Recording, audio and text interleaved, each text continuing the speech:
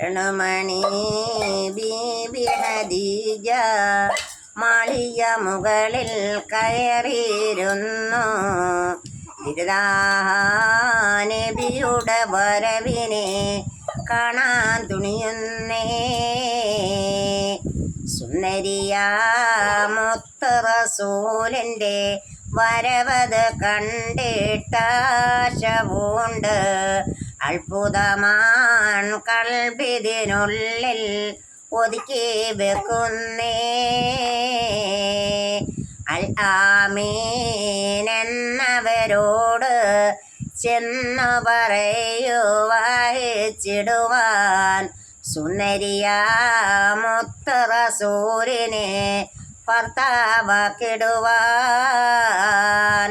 കല്ലുമണി ബീബി ഖദീജ മാളിക മുകളിൽ കയറിയിരുന്നു.